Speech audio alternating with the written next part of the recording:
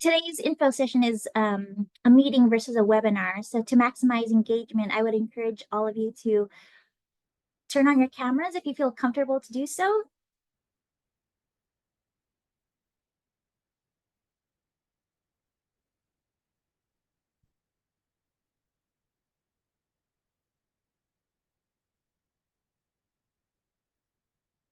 Okay, so we'll go ahead and get started. It's 4:02 p.m. Eastern Time.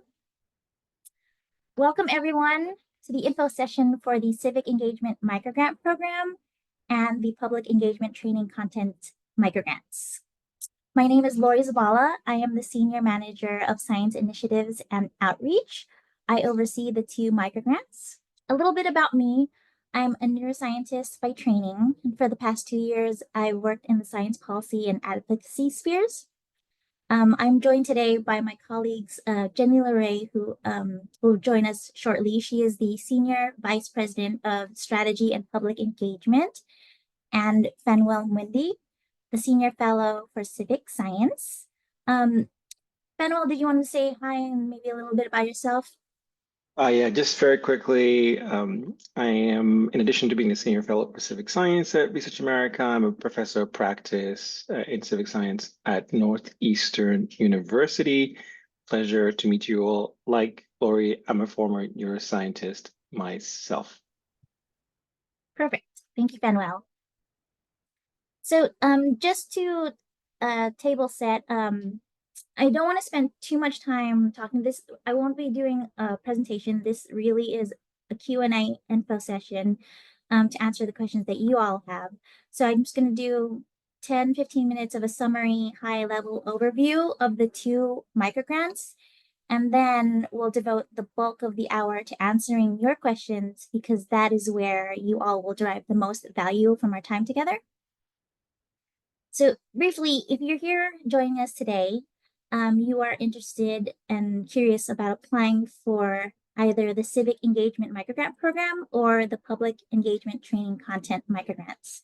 So in a nutshell, the way I like to think of the two programs is the Civic Engagement Microgrant Program. This is its 7th year that Research America has executed this program. It's designed to fund groups of early career scientists to execute projects that create dialogue with the public around issues of common concern. And those issues run the gamut from climate change to participation in clinical trials, K through 12 hands-on activities in STEM, light pollution, really the sky is the limit. The public engagement training content microgrants, that is a brand new category of microgrants this year. These are geared more towards a little more experienced set of folks to design curriculum development in public engagement skills. And those public engagement skills could be science communication or science policy, for example. So the differences, I think you'll get a good feel for the two grants if I highlight the differences between them. So for the Civic Engagement Microgrant Program, those are funds up to $4,000, whereas the Public Engagement Training Content Microgrant, it's a fixed amount of a $5,000 stipend or award. In terms of eligibility for the Civic Engagement Microgrant Program, those are geared towards graduate students, which includes master's and PhD students, professional students, so nursing, pharmacy, medicine, and postdoc-led students. So these are groups of students in STEM, and STEM includes the social sciences. For the public engagement training content microgrants, the eligibility for that are junior faculty in STEM and STEM adjacent fields. And junior faculty is a very broad term. We are defining it for the purposes of the microgrant program as anyone who is not tenured. It is also open to PhD students, postdocs, and professional degree students. Now, the audience for the two grants that those who execute the projects, we want them to reach for the Civic Engagement Microgrant. This is for engagement with public officials, local community leaders, the general public. We want these projects to have some sort of meaningful impact in your local communities. And the audience for the public content creation microgrants, that's more towards, well, first of all, I want to say this content must be publicly available and accessible. And it's to enable scientists to communicate more effectively with non-scientists.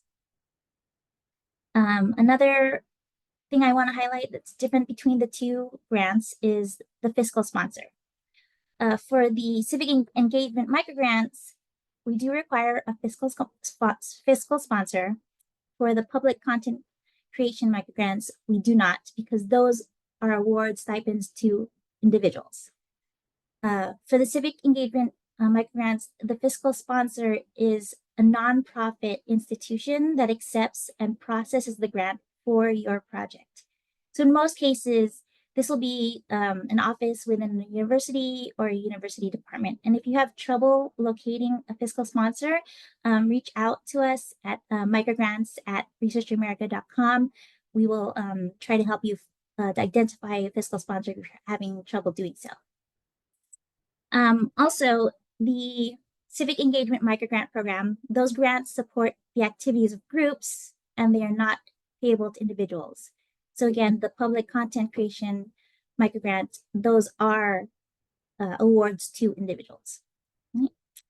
Another difference between the two is budget. So you do have to submit a line item budget for the Civic Engagement Microgrant Program. Nothing too granular. You don't have to put down, it's going to be $10 for pens and $20 for paper. Just if it's all just supplies, you can just put the amount for that. For the public content creation microgrants, again, because these are awards and stipends to individuals, we are not requiring a budget submission for the application. And the last thing are the difference between the two in terms of benefits of participating. For the Civic Engagement Microgrant Program, we do offer skill building workshops, networking sessions through virtual coffee chats, and mentoring.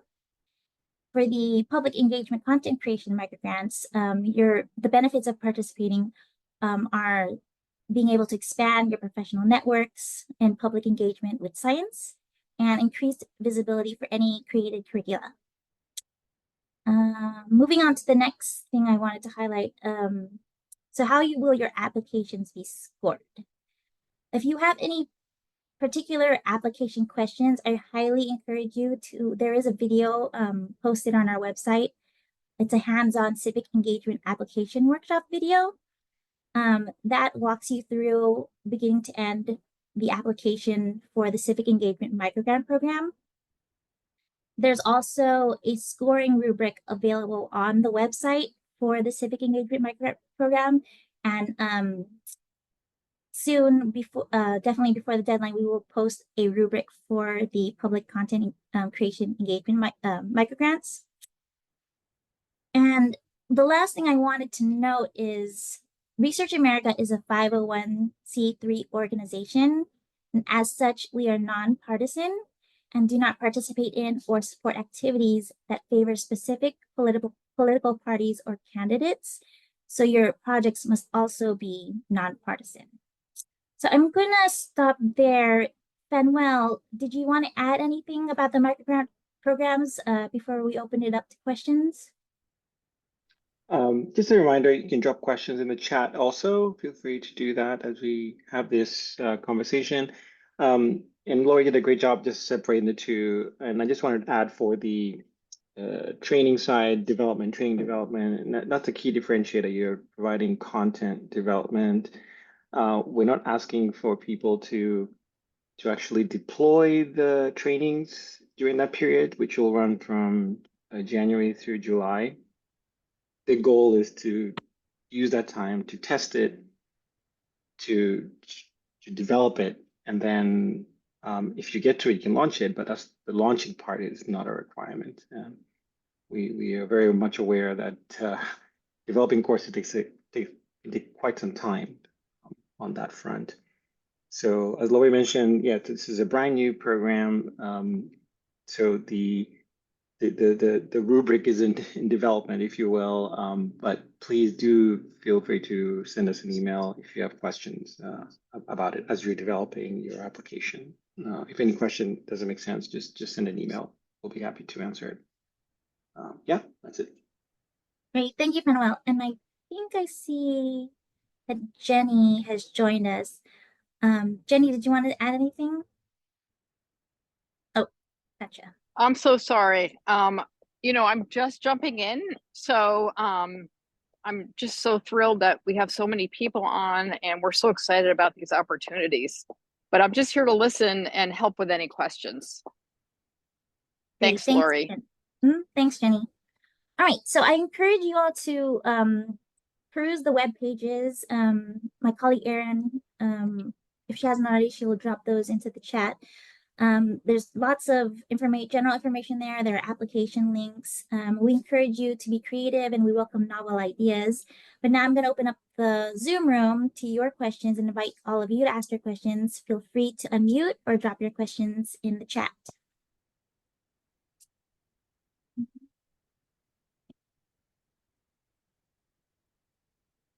Okay, so there's a couple of questions in the chat already.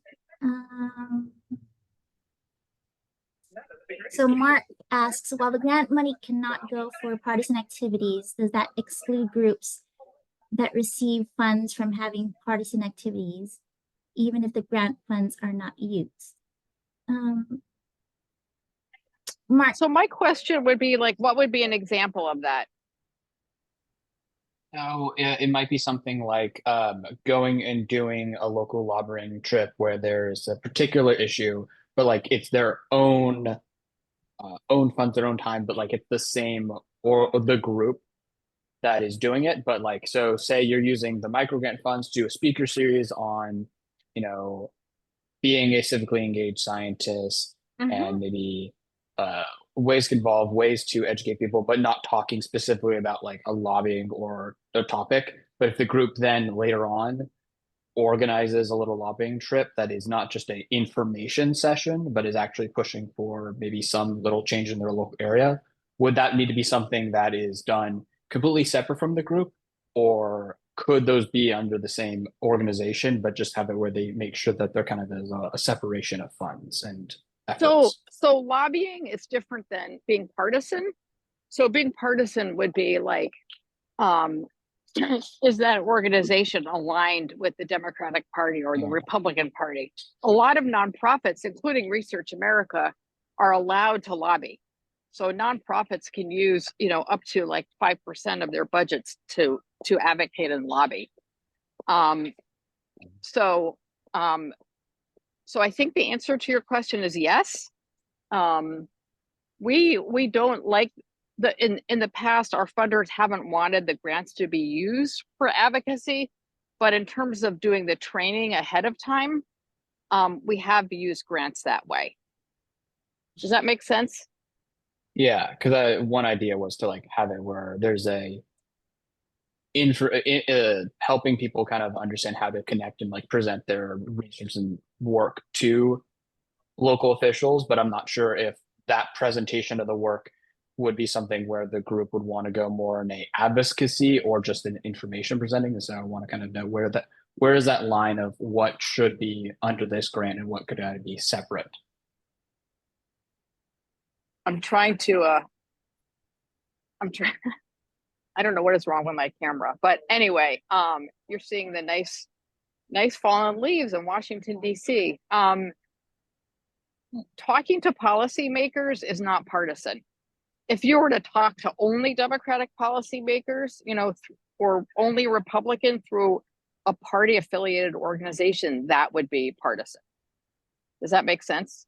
Mm-hmm. So that's really the bright line. We really like when folks are using these to engage with local policymakers. We have definitely funded projects like that, like for example, in Colorado State, they had like a beef and brew night at a brewery in Fort Collins, and they invited the mayor's office and his staff and members of the city council. Nice. Well, thank you. Sure. We definitely encourage dialogue and engagement with public officials, but more on like educating them about your research kind of activities versus trying to influence legislation, if that helps, Mark. Mm-hmm. Okay, great. So let's go to Patrick O'Neill next. I see that your hand is raised. Yeah, thank you for holding the session today. I kind of had I guess two brief questions. The first one being about the validation of the training program. I'm doing the public engagement one, and so I know that you said it doesn't need to be like formally launched before the end of the July timeframe, but I know one of the application questions involves how do you plan to validate the training? And so I just was wondering, does the validation need to occur in that like January to July timeframe, or is it okay if it's validated as it's launched afterwards? So this is, as you know, this is a new program. So we are kind of building the plane while we fly it. I think what we had in mind, and I'd also like to hear from Fanwell, but what we had in mind was maybe some beta testing, right? So, it's going to be too late, in the semester to build it into a course, but, maybe there's a way to do some beta testing. But Fanwell, what are your thoughts on to what extent, what does it mean when we say, having it tested or fielded? Yeah, I think Jenny, you got it right. It's beta testing, Patrick. So you've talked to some people, your intended target, for example, right? And so the idea for us is just for you to have done some investigation that what you're building actually is needed or is something that could work. Okay, great, thank you. And then real quick, I guess my other question was about the timeline from submission to beginning of project, because I know it says like a January to July timeframe and with a November 15th deadline. Just wondering if I guess when we can kind of expect to hear on scoring and awarding of funds and whatnot. So when the application closes on November 15th, our goal is to have, to review the applications within a 2-week period and have decisions right around like after 2 weeks, and then notify awardees. Okay, great, thank you. Let's go to I'm gonna go back and forth between the chat and live questions to be fair. Let's see. Heather Mason asks, she's asking about what the funds can be used for. Noting that the budget requirements exclude stipends or salaries, does that include wages for a grad student to do dashboard coding? That's a great question. So yes, the budget cannot be used to pay for wages, stipends, or salaries. So that exclusion would include a wage for a grad student to do any work for the program. Kara or Kara? Kara, Unmute. thank you, Lori. I was looking at the application for the public engagement training, and specifically I have a question about the training delivery mode. So I love that you offer the opportunity to do workshops or courses or webinars. And I heard you say earlier that you don't expect the project to be fully launched within between January and July. I think I heard you say, though, that the creation needs to be publicly available. So my question is, so like if I wanted to do a workshop, let's say, and I wanted to do a hybrid workshop, maybe like specifically for the students, targeting the students at my university, would opening that to the public qualify or meet that requirement? I'm just kind of not sure how to make something public, as I don't think that all of those modes lend themselves to public engagement, I guess. I guess it depends on how you define the public. I was thinking the public is anyone in the country or world, but maybe that's too much. The question is, how do you define the public? And did I hear you right that the content needs to be publicly available? So I the think- curriculum. Yeah, I think that what's being conflated, and this is so understandable, are the two different grant projects. So the traditional micro grant, you know, is where the funding goes towards your activities, right? You can use it for a modest honoraria, you can use it for food, transportation, you know, renting space. And depending upon your target audience, that's who would be invited, right? You know, but the curriculum piece, so the new public engagement training content piece, that eventually that content has to be publicly available. Okay. So that's what we're referring to when we say publicly available. It's for the second micro grant, the public engagement curriculum. Does that make sense? Yeah, thank you. So basically, like, Sure. I can find my audience however I want and like argue for that. But then after the fact, like the content needs to be somewhere that's accessible. If what you're planning on doing is the second micro grant, if you're planning on applying to that one, which is the curriculum. Is that Yeah, also so the training. engagement training? Is that the same? Yeah, the second microgrant that Jenny is referring to is the public content creation microgrant. That's the one that needs to be, the content at some point has to be publicly accessible. Okay, great. Think about it this way, like we know that, and Fanuel found this, you know, directly when he was putting together a database of different you know, courses and workshops and fellowships in public engagement, that very little of the curriculum was publicly available. You know, a lot of folks, you know, don't share their curriculum. It's kind of part of their IP, which, you know, we understand. But in this case, we want to make this available. Sounds great. I'm down. Thank you. And then something else I just want to accent is that the first microgrant, or traditional microgrant, which is, you know, really traditional public engagement, you know, engaging with members of the community, with local officials, etc. That one, we really want it to be done by a group. So we ask, you'll see in the application, at least 2 people have to apply together and then work with others. The second one can be an individual, right? So the second one is not a group project. It could be, and you could split the stipend, but you're not required to work with someone else. All right, so let's go to. Does that make sense? Yeah, it does.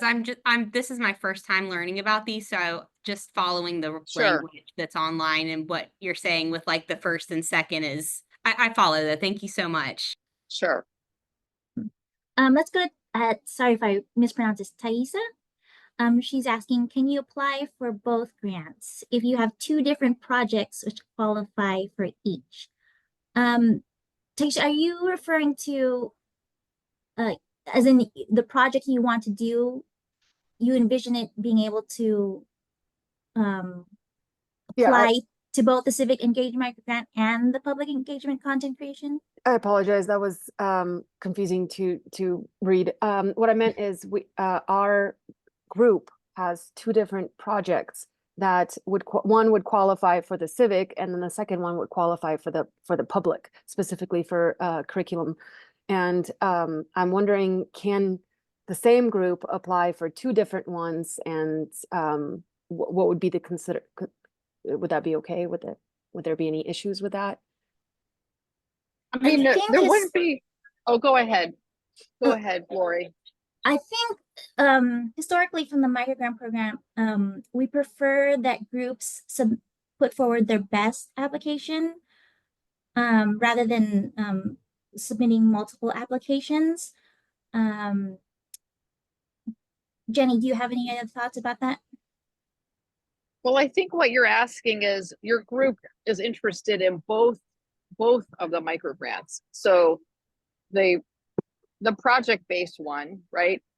That is group-based, and then the curriculum-based one, right? Yes. Is that what you're saying? I mean, Yes. yeah, sure. You can apply to each. And, someone asked a very, I think, important question to know, which is that we have a lot more funding for the first, the microgrant, which is project-based, the group projects. So we will fund 20 to 22 of those projects.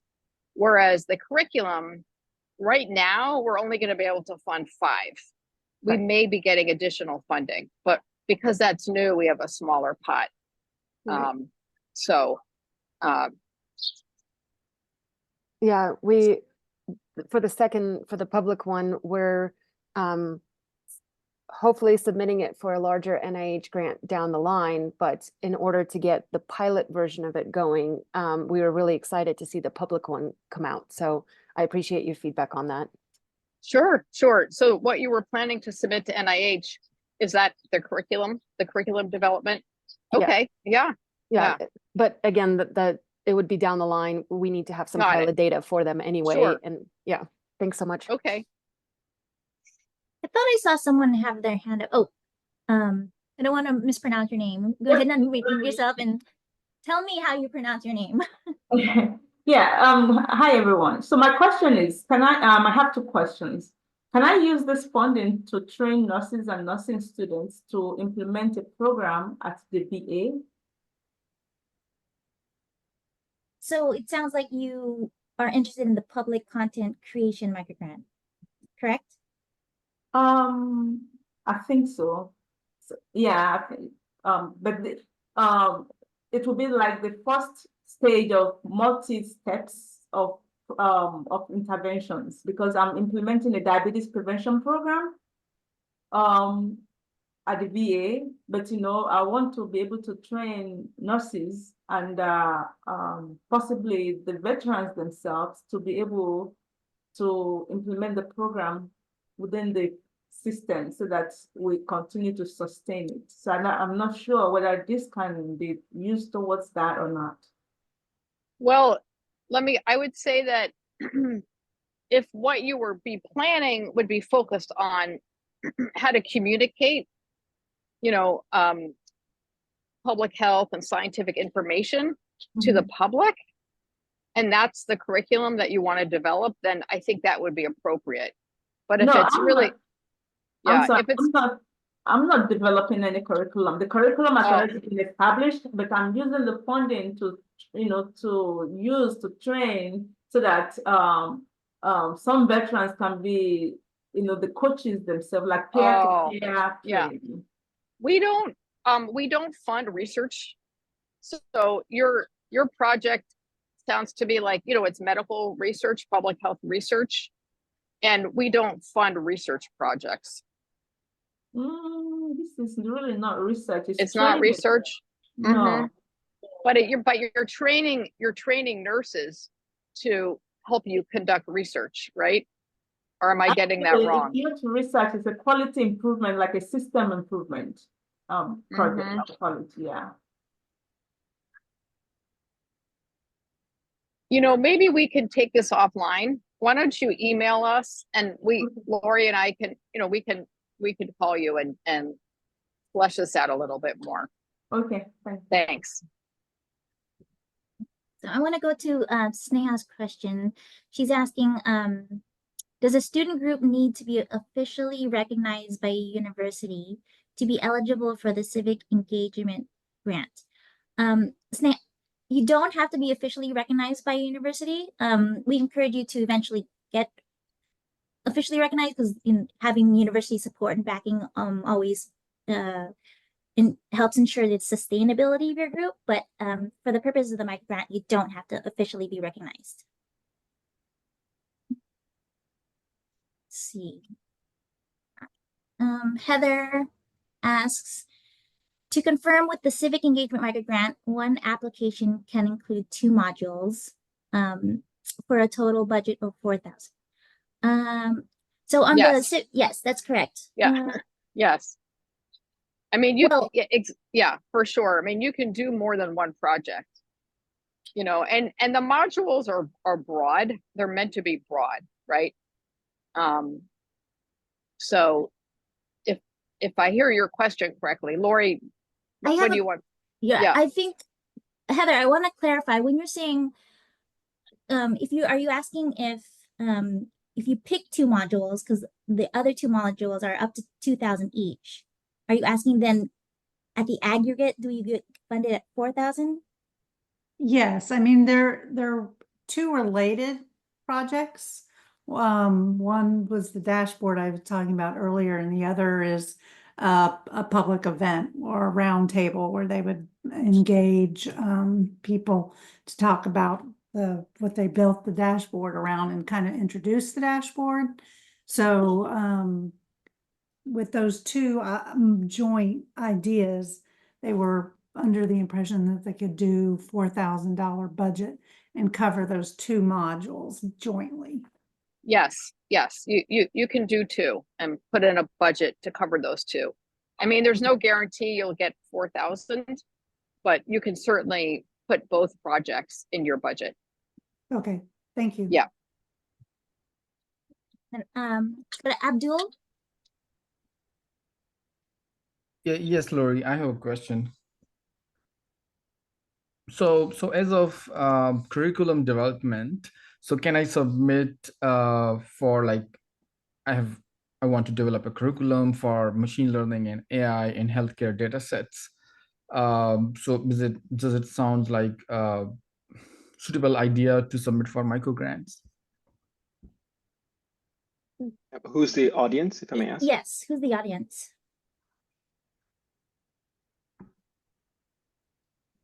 Oh, who's the audience? Okay, I'm sorry. So yep, that's a question for me. So yeah, so that's again a question like, so I'm faculty member at George Mason University.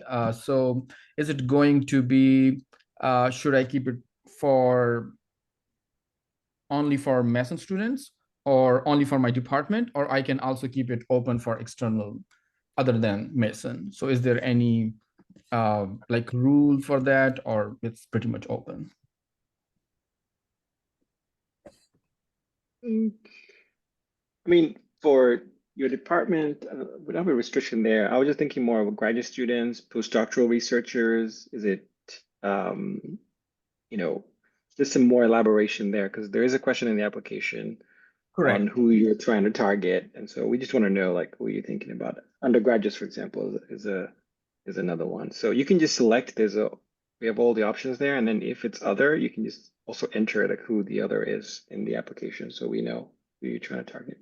Right. There are options. So I'm targeting undergrads and graduate students, but not PhD. Yeah, that's fine. Okay, so then I'll go and mention in others like undergrads and graduates, because it's radio buttons, you cannot click 2. No, you should be able to click more than 2. Okay. And another one is the delivery of training. So one is saying self-directed online, and another one is online. So what's the difference between these 2 kinds of online? Yeah, self-directed means that there doesn't have to be someone there to lead the online workshop, but you can also have an online workshop where there's someone facilitating it, virtually. So we just want to know which one are you thinking about. Self-directed, someone can do it whenever they want, at any time point. The other online version requires you to be there at a specific time point with the facilitator. Okay, awesome. And does it has to be like an addition to my existing content I'm teaching, or it has to be something developed from scratch, something new from scratch, or it could be a combination of new and addition to what I'm teaching? Yeah, most likely new and something you're teaching. makes more sense. Thank you so much.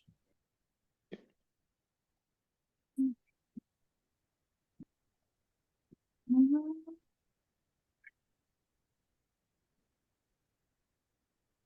think we covered all the questions that are in the chat.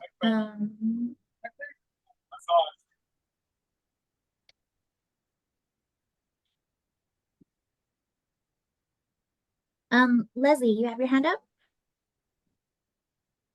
Hi, yes, my name is Leslie. Thank you so much for hosting this info session. It's been really helpful clarifying some stuff.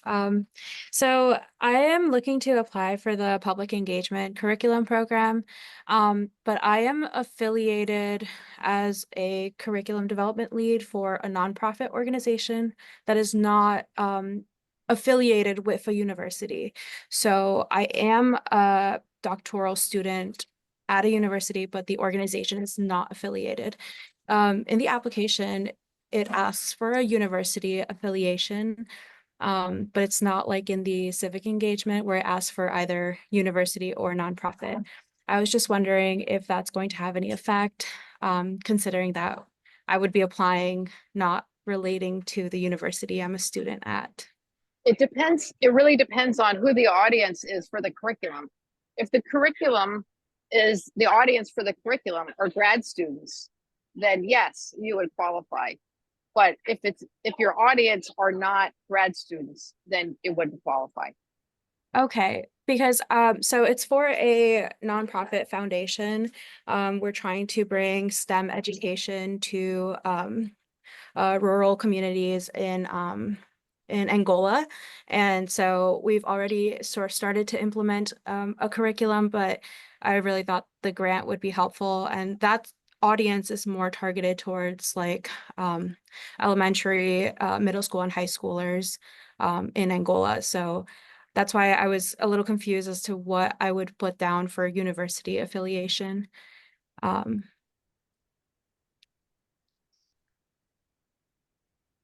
Yeah, just to be clear, I'm just trying to think, is your training for the STEM students in Angola? Yes. And okay, and they're like high school? They're from, I believe, like 5th grade to 12th grade. So we Okay. have different levels in pre-built into the curriculum. Okay. But it's not an fully established program. We have a pilot going on now, but it's not fully established. So Lori, I think this one probably would fit under the microgrant if because I know the program here is focused outside the US. I don't know if you can speak to that, Lori or Jenny. Right. Yes. For the projects, they have to be we don't support international projects. They would have to be Okay. US based. Okay. Yeah. Okay. What about, is that for both the civic engagement and the public engagement? That's right. Yeah, that's correct. Okay, I can double check with our organization then, because I think there was talk of like implementing it internationally into other countries, but also partially into the US. But I have to double check that. Thank you. Seen a couple more questions in the chat. Patrick asks, for the public engagement training grant, is there something we should indicate, somewhere we should indicate a project title? I didn't see anywhere to do so on the application. I believe in the application, Fanuel, you can correct me. I'm trying to remember off the top of my head. There's an area where you can go into more detail and describe your project. If you want to put your project, if there isn't already a question there that asks for a project title, then feel free to put that in that that area where you have more space to tell more details about your project. Yeah, for training, we didn't have a specific title because some people may not know what it is yet necessarily. But I think there are areas where you can enter, for example, explain why, like what are the learning objectives. I think from there we'll be able to understand what you're trying to do. So we focus more on what you're actually trying to do. But in the other information, you can add a title if you wish to add a specific title. because the goal for this was for you to spend time developing this thing, right? I don't want to ask you to come in having the whole thing polished, ready to go, the name and all that jazz done. Some of you may have that already, but we don't want you to have that pressure. But otherwise, we want you to tell us what you're thinking through. So the questions are designed in that way to help you just tell us what you're thinking is developing. Right, that's actually a good question because if I'm remembering the two applications correctly, for the like what Fenwell said, for the public content creation, really focus on the meat of the curriculum, right? What are the objectives? Who is your audience? What is the purpose? The skills that are going to come out of this curriculum. Don't get hung up on coming up with a snazzy title. Whereas for the civic engagement microgrant, there is a section that asks the project your project title, and definitely feel free to get creative with that.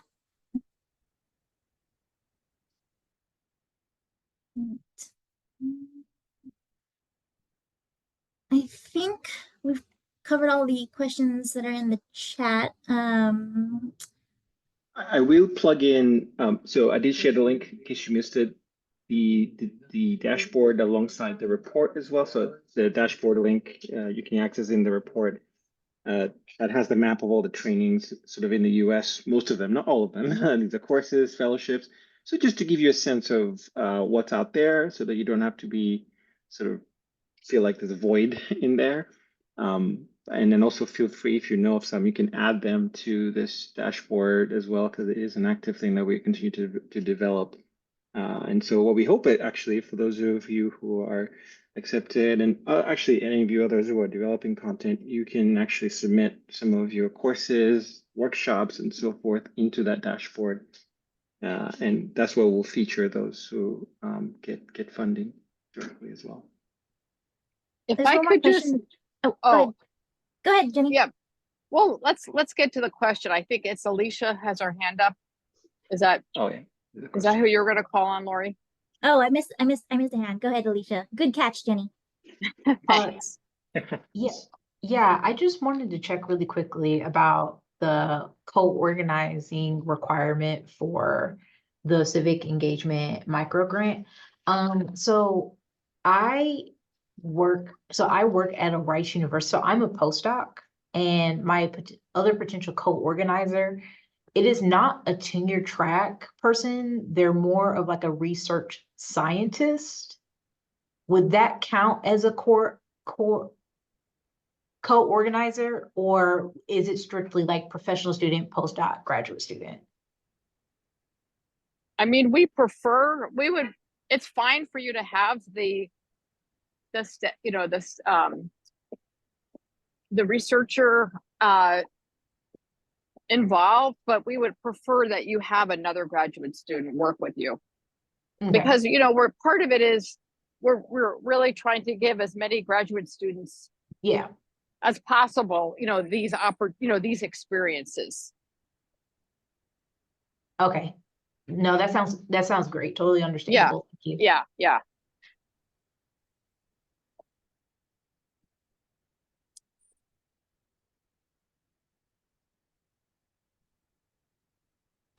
I have one quick question, if it's okay. Yeah, go ahead, Nathan.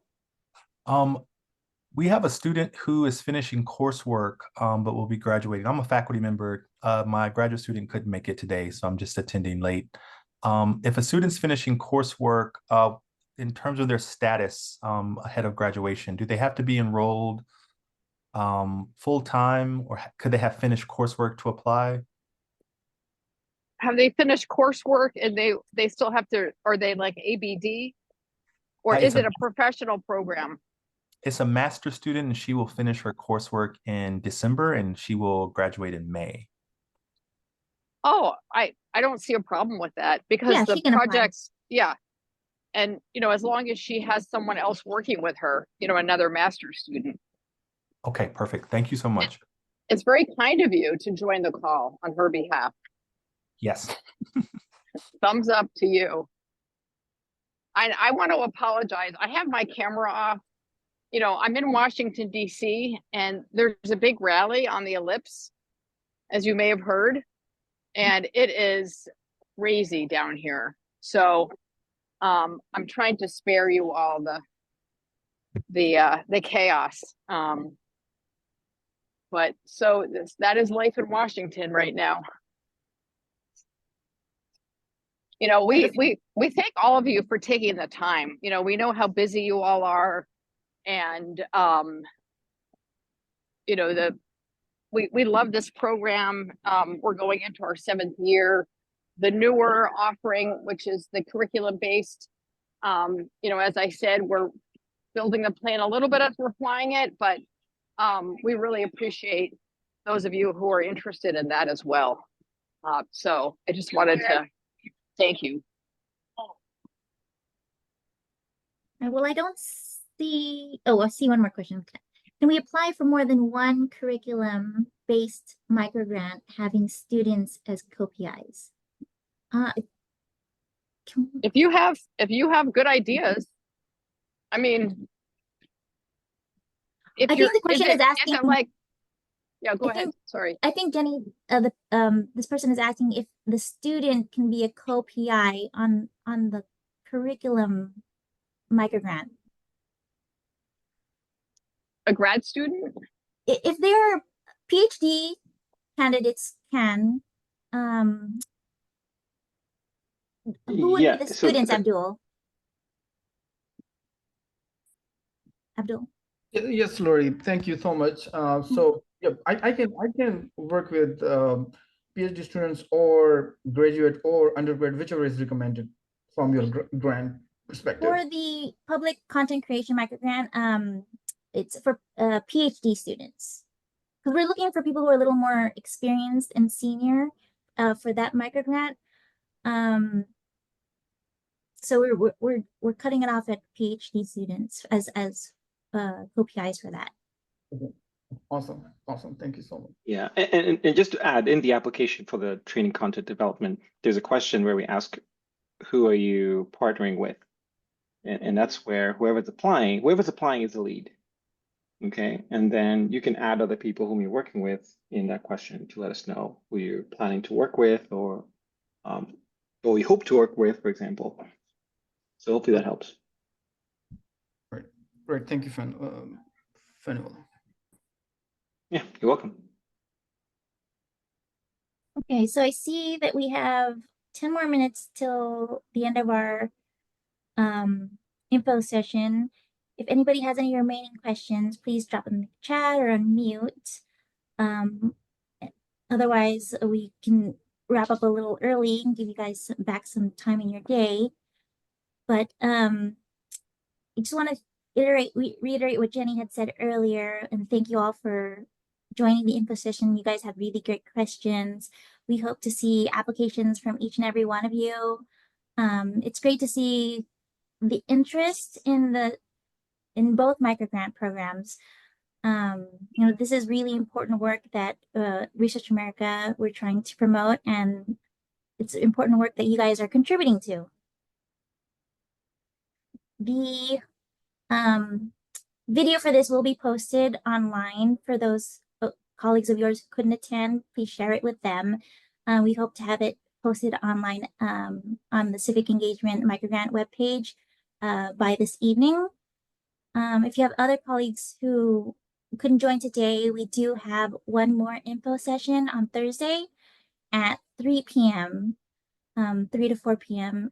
You can register on the links on the website as well. But yeah, I don't see any more questions in the chat, and I don't see any other raised hands. So I think I will. Oh, one more quick question. Yeah. Okay. From Abdul, how much does the microgrant pay to a PhD student as co-PI?